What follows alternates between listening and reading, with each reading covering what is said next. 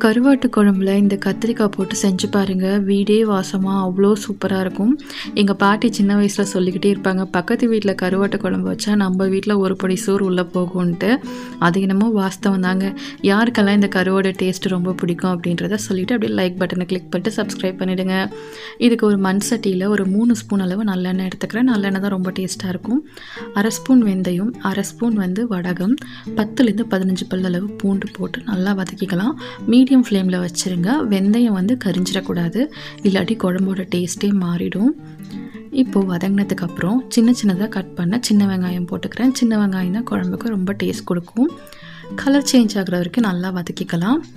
ஒரு பழுத்த தக்காளி பழமாக நான் மிக்சியில் அரைச்சி எடுத்துக்கிட்டேன். அரைச்சி எடுத்தேன்னா அந்த குழம்போட கிரேவி கன்சிஸ்டன்சி ரொம்ப திக்காக வரும். இப்போது தக்காளியோட பச்சை வாசனை போகிற வரைக்கும் நல்லா வதக்கிக்கலாம். கத்திரிக்காவை ஒரு கத்திரிக்காவை 4 கட் பண்ணிக்கோங்க. தக்காளி பச்சை வாசனை போனதுக்கப்புறம் கத்திரிக்காவும் போட்டாச்சு. எப்பயுமே புளி ஊற்றினதுக்கப்புறம் எந்த காய்கறியுமே வேகாது. அதனால் நான் வதக்கும் போதே ஒரு 50% வேகிற மாதிரி நான் கத்திரிக்காவை வதக்கிக்கிறேன். இப்போ கத்திரிக்காய் ஓரளவு வெந்துருச்சு. 1/2 ஸ்பூன் அளவு குழம்பு மிளகாத்தூள் போட்டுக்கிறேன். நம்ம மல்லித்தூள் போடுவாங்க, அதனால் இந்த மிளகாத்தூளை நீங்கள் உங்கள் காரத்துக்கு தகுந்த மாதிரி போட்டுக்கோங்க. உப்பு தேவையான அளவு போட்டுட்டு ஒரு லெமன் சைஸில் புளியை கரைச்சி வச்சுருக்கேன். அந்த தண்ணியை ஊற்றிக்கலாம். இப்போ இது நல்லாவே கொதிக்கட்டும்.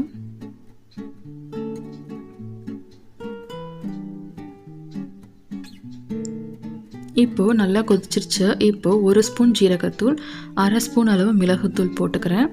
போட்டுட்டு நல்லா கிளறி விட்டுட்டு நான் நெத்திலி கருவாடை தலை அந்த உள்ள பிளாக் கலரில் இருக்கும்ல அதெல்லாம் எடுத்து நல்லா க்ளீன் பண்ணி வச்சுருக்கேன்.